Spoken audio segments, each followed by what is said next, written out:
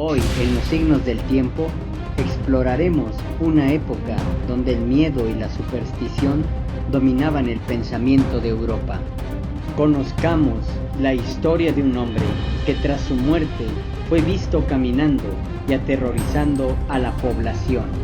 Una historia marcada por la muerte y el miedo al más allá. Descubre la verdad oculta detrás del escalofriante caso que estremeció a toda Europa. Los signos del tiempo. Vampiros de Europa. El vampiro de Silesia.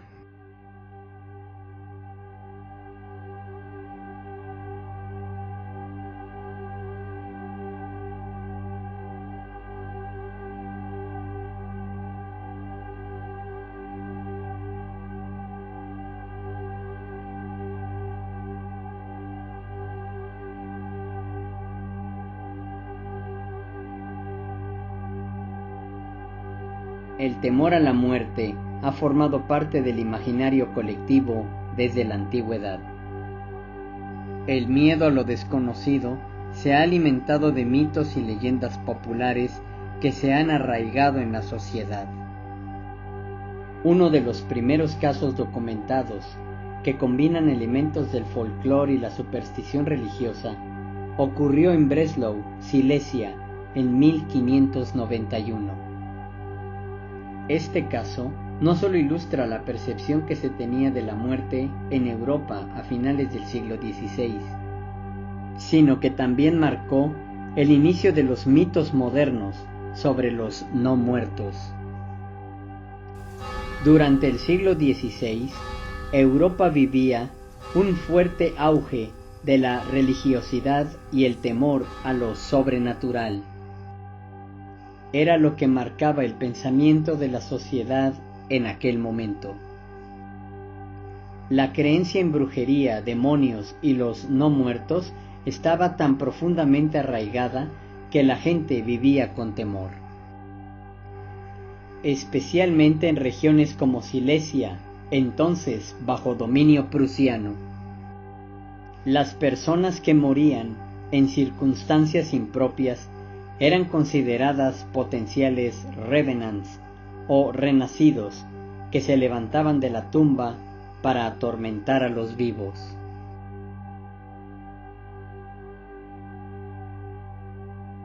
En 1523, Giovanni Francesco Pico della Mirandola, sobrino del célebre pensador del mismo nombre, escribió un libro titulado La bruja o sobre el engaño de los demonios, en el que relata hechos sobrenaturales ocurridos en Silesia. Pero ¿qué se esconde detrás de estos hechos que dieron lugar a los llamados vampiros de Europa? Primera parte. Muerte misteriosa. 1591. Breslau, Silesia. En 1591, en un pequeño pueblo llamado Breslau, en Silesia, vivía un humilde zapatero. Era conocido por su talento para reparar cualquier tipo de calzado, desde las botas de los campesinos hasta los zapatos de los nobles y los ricos mercaderes. Pero un día de invierno de 1591, sin que nadie supiera la causa, el zapatero se quitó la vida, dejando a su familia completamente desamparada. En aquella época, morir de esa forma era visto como un grave pecado. Por ley y por doctrina cristiana, quien atentaba contra su vida debía ser enterrado fuera del cementerio sin ritos religiosos. Sin embargo, la familia del zapatero ocultó la verdad y afirmó que había muerto de una extraña enfermedad mientras dormía. El cadáver del zapatero fue embalsamado y arreglado por su propia familia, y luego se le dio un entierro cristiano tradicional, algo que desató rumores entre los vecinos. Segunda parte. Regreso de la muerte. Breslau, Silesia. Días después del entierro, varios lugareños comenzaron a reportar apariciones de un hombre caminando entre las tumbas.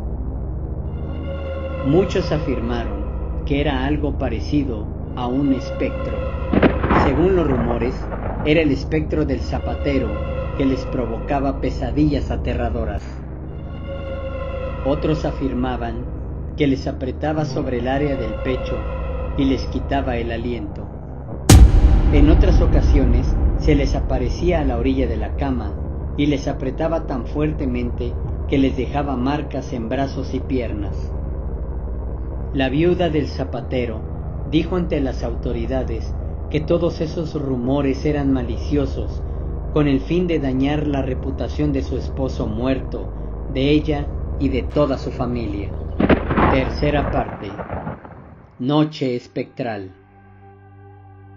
Breslau, Silesia, 1592. Durante 8 meses, la gente del pueblo contó historias de apariciones nocturnas del espectro. Finalmente, la viuda del zapatero aceptó todo lo que se decía acerca de su esposo fallecido, ya que incluso tanto ella como toda su familia habían sido víctimas del muerto viviente. Tras varios meses de pánico, el Consejo Municipal ordenó exhumar el cuerpo del zapatero. Cementerio de Breslau. El 7 de mayo de 1592, cuando las autoridades llegaron al cementerio junto con un grupo de personas de la iglesia, la gente del pueblo les pidieron a los notarios y médicos que registraran en papel todo lo que estaba a punto de suceder. El informe. En la tumba abierta encontraron el cuerpo completo e incorrupto, pero había estallado como un tambor. Conservaba todos sus miembros, pero no lucían inflamados como los de otros muertos, ya que podía moverse fácilmente. La piel de los pies se había escamado, dejando paso a una nueva, más pura y fuerte que la primera. Le cortaron la cabeza, así como los pies y las manos. Después cortaron la espalda, la abrieron y sacaron el corazón, el cual lucía tan fresco como el de un cordero recién sacrificado. Juntaron todo y lo quemaron en una pira. A primera hora de la mañana, cuando la pira se había apagado, echaron las cenizas en un saco y las arrojaron al río. Prusia, 7 de mayo de 1592. Cuarta parte. Un caso documentado. 1595. Martin Heinrich, profesor de Baviera, obtuvo la copia de la obra de Mirandola de 1523, quedando tan impresionado que le hizo un prefacio, donde incluyó los terribles acontecimientos del zapatero de Silesia. 1612. A la muerte de Martin Heinrich, su sobrino Karl Heinrich publicó en 1612 el prefacio hecho por su tío para el libro de Pico de Mirandola, en el que incluyó el terrible caso del zapatero de Silesia. 1653. Henry More, filósofo inglés, tuvo acceso al prefacio publicado por Martin Heinrich y también se interesó en el extraño relato del espectro de Silesia y lo publicó en su libro titulado Un antídoto contra el ateísmo, libro 3, capítulo 8, en el año 1653. 1746. Dom Agustín Calmet, monje benedictino francés del siglo XVIII, fue enviado por el Papa Benedicto XIV para recopilar todas estas historias macabras.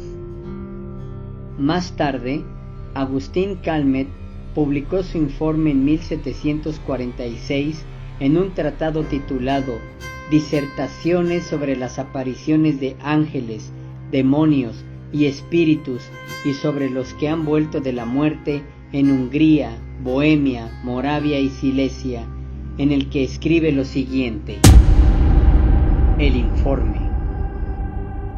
Los detalles relacionados con ellos son tan singulares, precisos y están complementados con circunstancias tan probables y respaldados por testimonios legales de tanto peso y tan fidedignos que parece imposible no suscribir la creencia que prevalece en estos países, según los cuales estas apariciones realmente surgen de sus tumbas y que son capaces de producir los terribles efectos que se les atribuyen en una forma tan categórica y generalizada.